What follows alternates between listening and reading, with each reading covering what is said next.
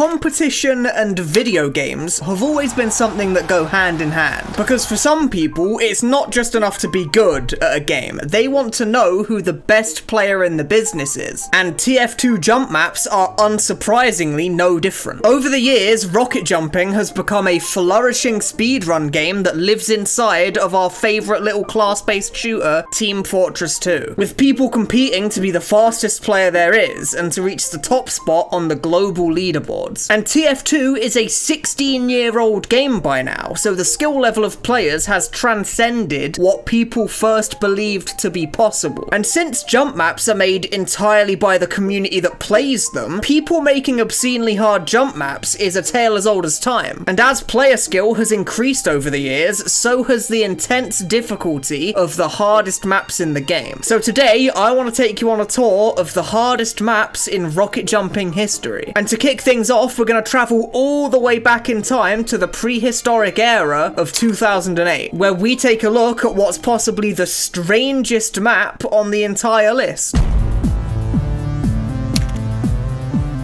Jump Speed 2 is a very unique map. It's often hard to find exact dates of when maps are created, but a download link for Speed 2 was uploaded to Game Banana in November of 2008. But this map is a strange one, because it has some very confused origins, to say the least. Because it's not actually intended for Team Fortress 2 at all. It's actually a map designed to be played in Team Fortress Classic, the 1998 game that Team Fortress 2 is meant to be a sequel for. Speed 2 is originally made as what's called a conch map, where the scout and the medic in Team Fortress Classic could use concussion grenades to launch themselves around and fly through the map. And it was ported to Team Fortress 2 by a player called Steve NC because it was almost certainly possible for the Demo Man class to complete, which ended up being true. The Demo Man and his sticky bomb launcher are able to complete Speed 2 with relative ease. But for Soldier, the class with the rocket launcher, this map is secretly one of the hardest maps to ever grace the game. You see, most of the map is relatively easy. It's just lots of boring wall pogo that is extremely trivial for even slightly above average players to complete. But there's just one jump right in the center of the map that at first glance seems completely impossible. There's this hole in the ceiling. Climbing directly up any of these walls isn't gonna work because you'd just hit your head on the inside of the hole. But the hole is small enough that reaching it from this wall seems completely impossible. And for a very long time, that was exactly what people thought. The map is just impossible for the soldier to complete. This one jump is a barrier that just can't be crossed. But all of that changed when a YouTube user by the name of Naken released this video in December of 2015. A tool-assisted speedrun of Jump Speed 2, which shows a remarkable strat for the seemingly impossible hole jump. Jumping outwards and then shooting a rocket towards the starting zone, and using it to sink 2 rockets for extra speed. This allowed you to get a very precise pre-fire onto the ground below the hole, and if done perfectly, this gave you just enough speed to make it into the rim of the hole and pogo up to the top. This was a strat that people had theorized might be possible for a very long time, but no human runner had ever been able to pull it off. But this tool-assisted speedrun had proven the strategy to be possible, so now it was just up to a human player to hit this strat in an actual run. But this was no easy feat. The task makes it look incredibly simple, but actually executing it was a whole other matter. It wasn't until January of 2017 that a top player by the name of Boshi successfully hit this strat in a full map run, beating the entire map with a time of 9 minutes and 57 seconds. So as it turns out, all the way back in 2008, Speed 2, a conch map from Team Fortress Classic, had become the hardest jump map in the entire game by complete accident. And even to this day, this whole jump on Speed 2 is considered one of the single hardest jumps in the entire game. But this map, Speed 2, is what's called an off-class map. The soldier can beat the map, but he's not the class that's intended to beat the map. He's an off-class. And from this point forward, I'm not gonna mention off-class maps for the rest of the video, just simply because most off-class maps just aren't very interesting. But Speed 2 2 is an exception to that just because of the sheer difficulty of this one single jump, and for how long this one jump remained unbeaten by human players. However, the first hard map that was actually intended for Soldier wouldn't release until a few years later, but once it had been released, it gained a reputation incredibly quickly.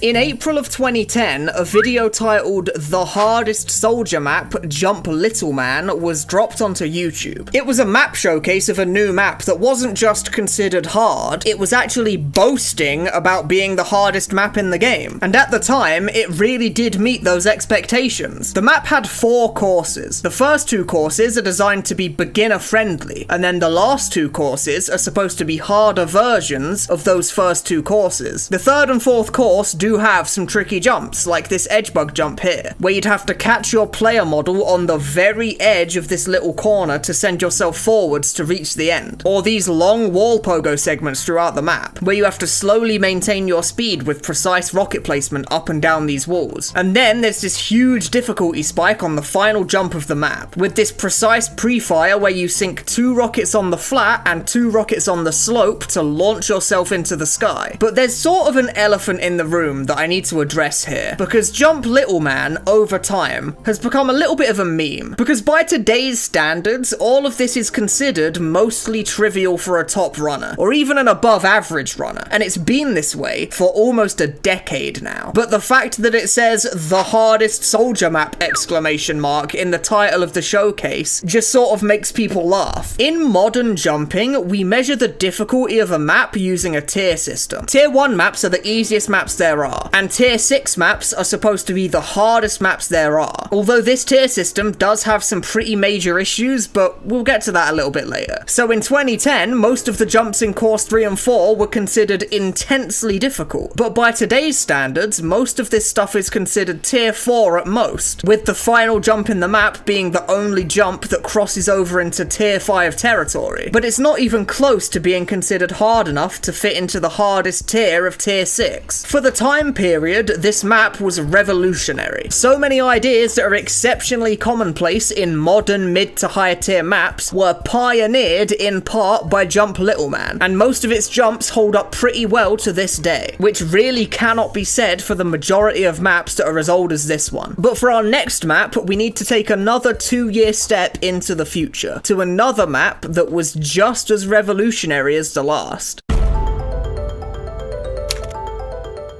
Jump Baku is a map that was released in 2012 made by a player called Cuba. This map really tried to push the boat out creatively, trying to create brand new jump concepts that were not seen anywhere else. There's a wall shot jump where the walls disappear away from you as you jump, forcing you to maintain a good constant speed or else you fail. There's a bunch of jumps in the map with low gravity that allows you to gain speeds that wouldn't be possible otherwise. Then there's the last jump, the hardest jump in the map. You have to do a sync with 5 rockets or a quint on the floor, but pre-fire a rocket upwards as you land. Then, as you fly up to the ceiling, you fire a second rocket to sync up with the first, then shoot the third at the sloped ceiling to launch yourself to the end. This is by far the hardest jump in the map, and it's a drastic difficulty spike compared to the rest of the jumps. And this jump alone is why the map was considered the hardest map in the game at the time. But another notable thing about the map is just how big it is. It is 4 courses with 60 jumps, which is incredibly lengthy. And the first 2 courses, just like Jump Little Man, are supposed to be pretty beginner friendly, which means that if you want to speed run the map, most of the map ends up being a bit of a slog, where you have to try and not lose concentration through all of the really easy sections just to try and get to the final jump of the map, by far the hardest one, and try and nail it first try, which the current world record, ran by a player named Better Off X, actually manages to achieve. But he gets small time losses from failing easier jumps, not because they're hard, but because of the level of endurance required to run the map flawlessly. The map really does show its age at some points though. Like on course 4, by far the hardest course in the map, there are 3 jumps that are just wall pogo. Wall pogo is a fairly common technique that you can use to slowly go up and down flat walls like this one. And at the time, wall pogo was considered extremely difficult to pull off, even simple simple wall pogo like this. But by today's standards, wall pogo on big flat walls such as these ones is almost comically easy to put in the final course of a tier 6 map. And the world record even has a cool skip for one of those wall pogo sections. Pre-firing upwards to the wall and catching is just such a creative strat, and it saves a ton of time slowly pogoing down the wall and back up again. And there's also these anti-grav sections. At the time, this was a super new and interesting concept, but as time has gone on, people have sort of realized that most anti-grav jumps just kind of suck. They're not very fun to play most of the time, and the low grav areas feel super gimmicky and buggy to play in. So newer maps will rarely actually use anti-grav very often, if at all. At the time though, this was a cool new thing to pioneer, and the low grav jumps on this map are actually pretty good compared to some other examples of it that you can find in other maps. Jump Baku wouldn't hold the top spot for hardest map for very long though, because Cuba, the mapper behind this map, decided that just over a year later, he was gonna one-up himself.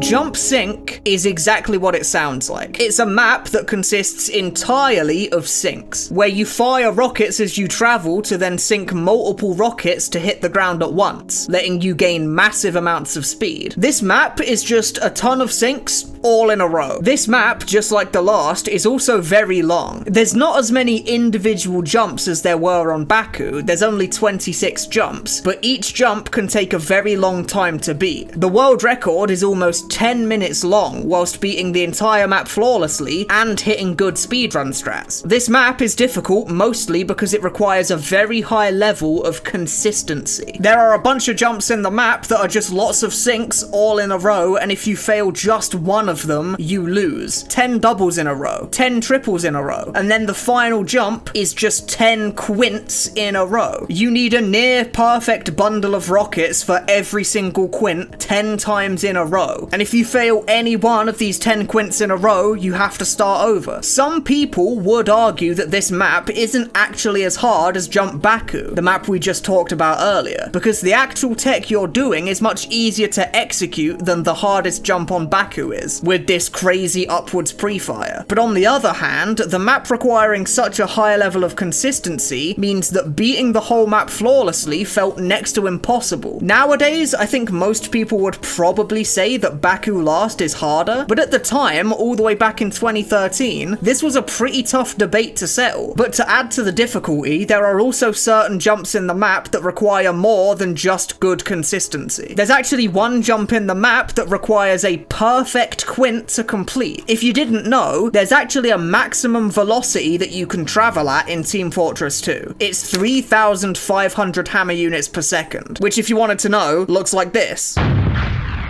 It's pretty fast. A perfect quint with a perfect bundle and perfect timing on your jump, you can actually gain max velocity directly upwards, which is required to beat one of the jumps in the map. And all the way back in 2013, this was considered to be tremendously difficult. Jump Sink is such a simple map. It's literally just a big, massive, long line of different types of sinks. And yet in 2013, something so simple was considered one of the hardest jump maps of all time. But Sink wasn't the only map that consisted of just one single type of jump, because the next map is also focused on just one single style of jump throughout the entire thing. Jump Squared is the first example of what's called a wall pogo map. Wall pogo is that tech that we learned about earlier, where you can slowly ascend, descend, or stay stationary on flat walls like these ones. On big flat walls like this one in Baku, wall pogo is relatively easy to pull off. But when people start pushing wall pogo to its limits, suddenly it starts to become very, very hard. Squared features a ton of wall pogo on very thin walls, with large gaps between each wall, forcing you to gain lots of speed in a very small amount of space to make these transitions. There's also what's called corner pogos on these tiny little pillars, where you have to transition around the corner on a single wall. And the later jumps in the map are pretty long, meaning that you have to be flawless in your execution for long periods of time without failing once. But this map is infamous for one jump and one jump alone. In the middle of the map, there is an enormous maze maze made entirely of wall pogo. And calling it enormous really does feel like an understatement. The world record run of the map takes 3 minutes straight of wall pogoing to reach the end. And that's of relatively fast wall pogo performed by one of the best players in the world. Not to mention that the world record already knows the route through the maze, which you of course can go the wrong way on and get lost, meaning that the map forces you to have to scout out the maze and use server plugins to draw a line through it before running the map for the first time. The rest of the map is actually difficult, but the maze level that it's infamous for isn't as difficult as much as it is tedious. It just takes forever and makes the map a slog to speedrun. But the rest of the map is where it's like actually interesting, because these wall pogo maps were relatively few and far between back in the olden days of 2014. So this was actually one of the early pioneers of hard wall pogo maps, much to the dismay of modern completion players, I'm sure. Wall pogo requires tons of very tiny adjustments in the angle you aim at and the movement keys you press to stay attached to the wall, and the endurance required to keep this up on these tiny walls for such long periods of time is no easy feat. But our next map is a complete change of pace from this one, on the complete opposite end of the spectrum, because I want to introduce you all to a brand new genre of hard map. It's called a pre-fire map. This is where the difficulty of these maps starts ramping up dramatically. Maps from this point forward are on a whole new level from what we've talked about so far. Hanami is the first example of a pre-fire map, where every jump involves pre-firing a bunch of rockets towards a single point and having them sync up to give the player ludicrous speeds, like pre-firing walls to get wall syncs, or pre-firing ramps in the distance and then chasing your rockets along the jump to sync up with it when you reach the end. There's also a neat gimmick in this map that makes for some cool jump concepts that aren't really seen anywhere else. 2 jumps in the map have these little reflectors above the jump somewhere. This lets you do some really interesting things, like setting up a quint by shooting a double upwards at the reflector and then a double downwards at the floor. It also does let you like cheat one of the jumps, but we won't talk about that part. And then there's the jump that, in my opinion, is the main event of Jump Hanami. This quint pre-fire onto this ramp. This is arguably the hardest jump in the entire map, and if done right, you get an ungodly amount of speed to reach the finish with. Although whilst watching this footage in the background, you might have noticed that the runner we're watching, the world record holder named Dilla, is firing a lot of excess rockets whilst doing this jump. All of these excess rockets are being fired for timing reasons. People figure out timing setups for jumps like these to allow all of their rockets to sync up exactly how they need them to. Fire 1 excess rocket as you walk off the ledge, then aim 2 of your next rockets at the ramp. Those 2 rockets are now synced up perfectly. Then fire 4 excess rockets as you fall, walking off the platform on the 4th, then firing a 5th excess rocket and aiming your next 2 at the ramp. If you did this correctly, all 4 of the rockets that you shot at the ramp would land at the exact same time. Without these timing setups, you're essentially firing blind, which makes the jump basically impossible to complete. Hanami is the first map on the list that is so hard that the tier system we mentioned earlier really starts to break down. You see, the highest tier that people regularly use to measure a map's difficulty is tier 6. Tier 6 maps are supposed to be the hardest maps there are. However, not all tier 6 maps are created equally. Take a map that we looked at earlier, like Jump Baku for example. This map has a couple of hard tier 6 jumps in there, but that's the peak of its difficulty. But most of the jumps in Hanami are so much more difficult than anything in Jump Baku that they're not even comparable to one another. Most current top players agree that a system with 10 tiers would be much more accurate in tiering maps based on their difficulty, yet no official move to change the tier system has ever been made, because changing the tier system that people have been using for God knows how long would be incredibly difficult to pull off. The server system that people speedrun on, where the global leaderboards can be found, the Tempest Jump Network, still only has tier 6, despite the fact that there are a large number of maps that are much, much harder than this tiering system would suggest. So from here on out, every map we talk about is going to be so difficult that our current tier system can't even accurately measure it. But our next map is going to be a little bit different, because for the entire video so far, we've been talking about rocket jumping, you know, with rockets, right? But our next map is going to be an honorable mention from the other way you can beat jump maps, the Demo Man class.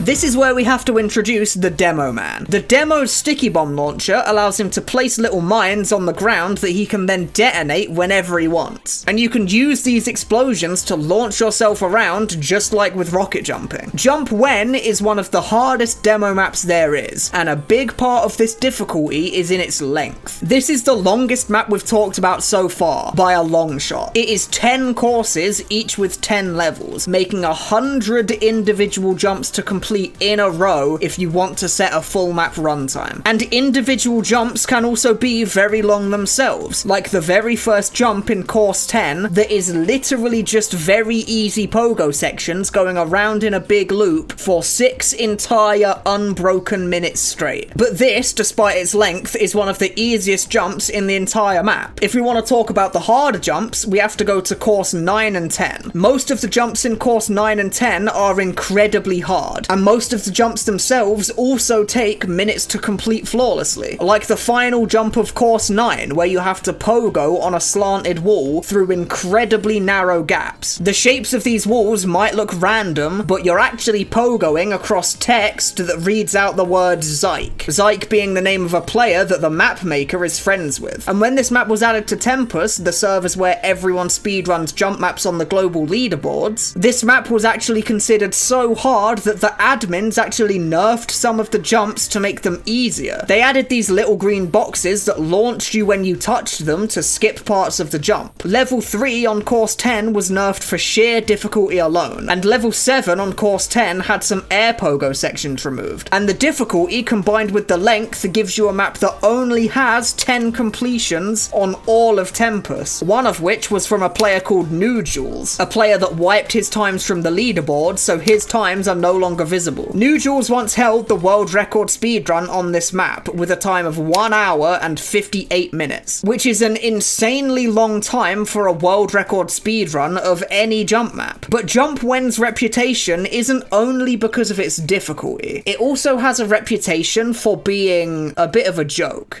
6 minutes of pogoing in a circle in the final course on the map, pogoing across people's names, a map with 100 jumps, most of which aren't even that hard. This map was literally made as a joke. The mapper thought it was funny. The map is incredibly cynical. It's just trying to be hard for the sake of it, and it's hard for all of the wrong reasons. It's hard because it throws a bunch of garbage at you, not because the jumps are actually creative or interesting. Most of the map is incredibly long and tedious just for the sake of it, with a few technical parts that are actually difficult thrown in the mix. So the length of the map, combined with the fact that it's literally a meme, makes this map seem on the surface a lot more scary than it actually is. Because in reality, there are more than 10 players in the world that are good enough to set a time on this map. They just really don't want to do it because of how long it is and how boring it is. If it was only a long map, people would beat it, and if it were only a hard map, people would beat it too. But both combined makes for a map that literally nobody wants to run. And this is the real reason why it only has 10 completions after 5 years of being on Tempus. But staying on the theme of the demo class for a bit longer, I want to skip the chronology a little bit and fast forward all the way to 2021, because there's one more demo map I want to talk about. A map that's even longer and even harder than the one we just talked about.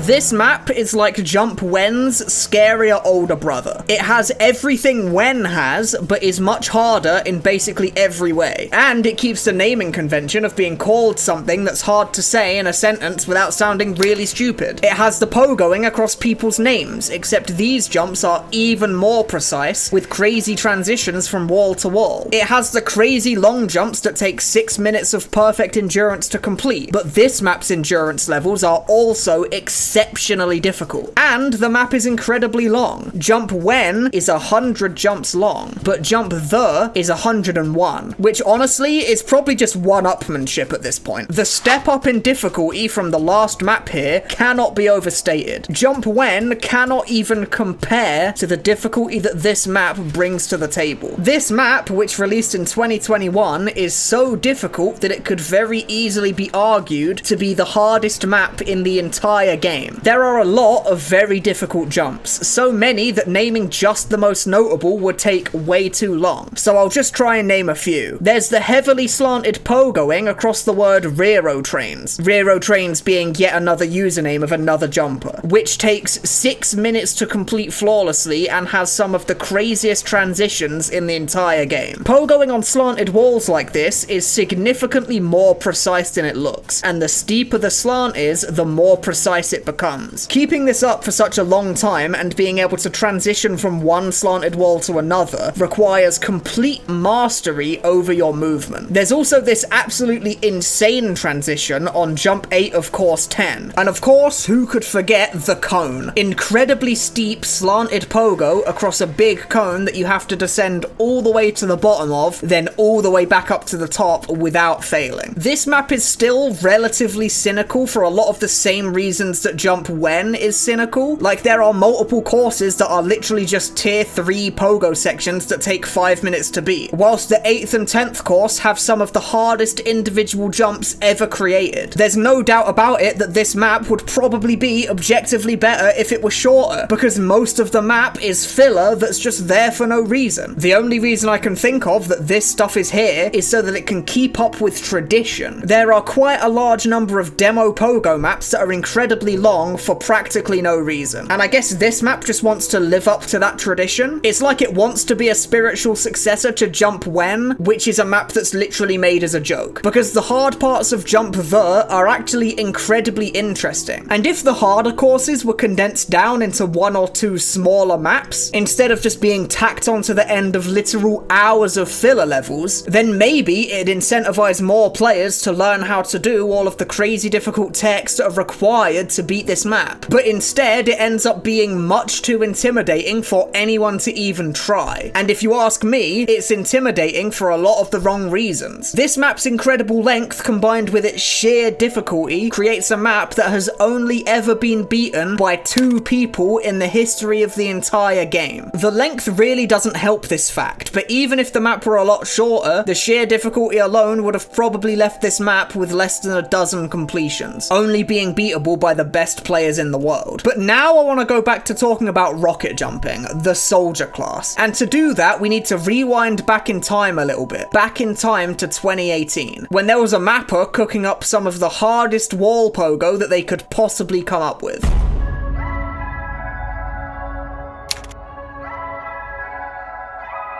Jump Murus is a very interesting case of a map that took a very long while to get added to the Tempest servers, the place where the speedrun leaderboards are held. The map was made by Mr. Happy Camper in 2018, but it wasn't until 2021 that it was officially added to the speedrun leaderboards. The story as to why is a little bit complicated, and you'll likely get a completely different answer depending on who you ask. At the time it was created, it was one of, if not the single hardest wall pogo map ever created.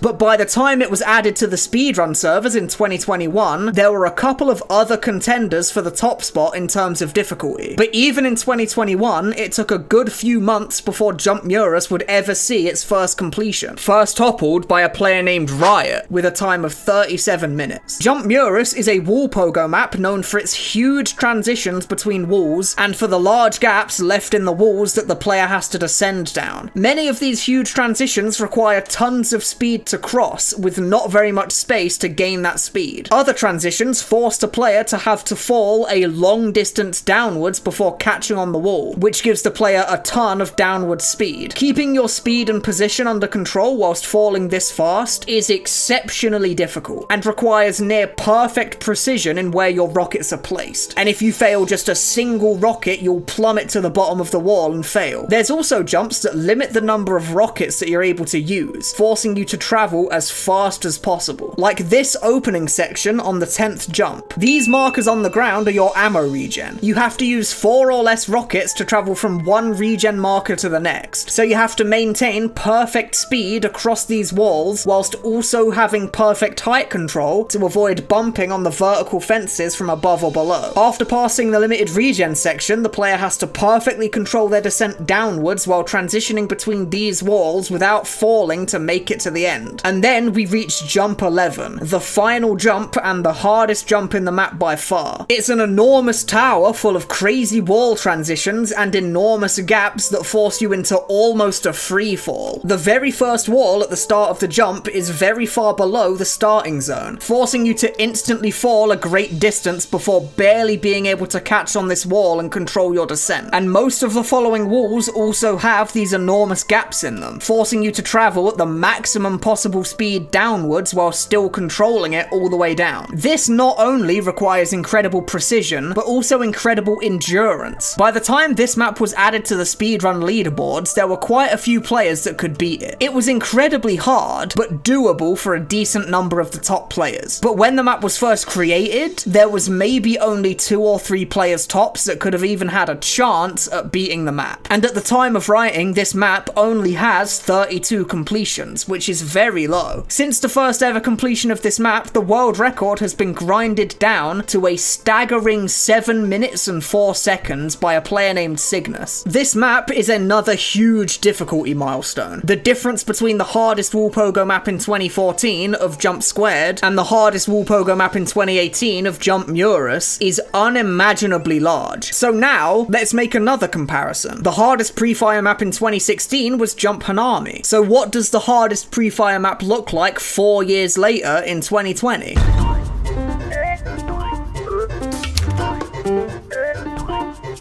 Jump Rick O'Connell is arguably the hardest pre-fire map in the game right now, being a gargantuan step up in difficulty from Hanami. And there's something that probably needs addressing instantly, right? The pictures of the main character from The Mummy, Rick O'Connell, played by Brendan Fraser. Yeah, I don't really know why this map is themed around a character from a 1999 cult classic movie, other than the fact that it's funny, I guess, but that's the world we live in, so here is Jump Rick O'Connell, apparently. And the goofy Rick O'Connell theme really speaks to the design of some of the jumps too, being super goofy concepts that would never really show up in any other map. Like this second jump here, where these launch pads launch the player forward and allow them to pre-fire rockets at the far wall. But they don't exactly launch the player in a straight line, do they? Or this jump here, where you have to pre-fire 2 rockets downwards, then gravity reverses and you have to fire 2 rockets upwards, sinking 5 rockets in total onto this little platform. A platform that has Brendan Fraser's face on it, because it's funny, I guess. The map was at least partially made as a joke, but unlike the other joke map we talked about earlier, this map isn't just obscenely long for the sake of it, and its jumps are actually high quality, even if they are pretty wacky sometimes. But don't let looks deceive you. Despite the funny, goofy look it has, the map is incredibly difficult, with the hardest jump in the map being this jump right here. It's pretty tough to tell what's happening at first glance, so let me try my best to explain it. This first rocket is shot for timing, then 2 rockets are synced downwards. Right as he hits this ramp, he fires 2 more rockets for timing, then walks off the platform, sinking 2 more rockets towards the ground. He then pre-fires 1 rocket upwards at this sloped ceiling. As he flies past his first bundle of rockets, he flicks downwards to fire a 3rd rocket in sync with them. Then he sinks on this ramped ceiling to launch himself into an invisible trigger that teleports him to the bottom of the jump. If timed perfectly, the moment you teleport, your previously synced 5 rockets will hit the ground below you and fling you to the finish. It's incredibly complicated, and just explaining it like that doesn't do it justice on just how precise this jump is. And the final jump is no easy feat either. There are 3 little walls on the other side of this jump. You pre-fire 3 rockets at the highest wall in the distance. Then you have to chase those rockets all the way to the other end of the room as fast as possible to reach this green launch pad in time. As this green box launches you, you pre-fire the middle middle wall, sink on the middle wall, and catch all 3 of your rockets pre-fired on the final wall, launching yourself to the end. This map is excruciatingly difficult, and it's only been beaten by 30 people, with some of the most undeniable best players in the world taking hours to beat the map. There's even an incredibly tragic and slightly funny story of a player named Vice. He was live streaming his attempts at beating Rick O'Connell, and with a time of 6 hours and 29 minutes, he finally beats the last jump in the map. The only thing left to do is travel across this thin platform all the way to the end. But then suddenly...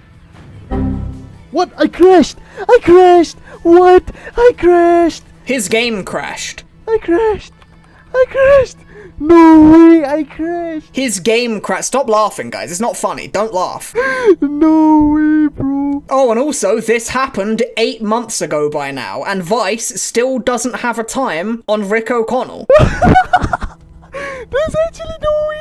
Don't laugh. It's not funny, guys. Don't laugh. The current world record on Jump Rick O'Connell is actually staggeringly fast, with a time of 14 minutes and 30 seconds. And this is by no means a perfect run of the map. There are many failed attempts on many of the jumps, but that's just how difficult the map is. Just beating the second to last jump, 3rd try, saves the runner a whopping 5 minutes and 6 seconds from the previous world record. Rick O'Connell is the hardest pre-fire map there is right now, but pre-fire is not the hardest genre of map there is anymore, not by a long shot. Nowadays, wall pogo reigns supreme.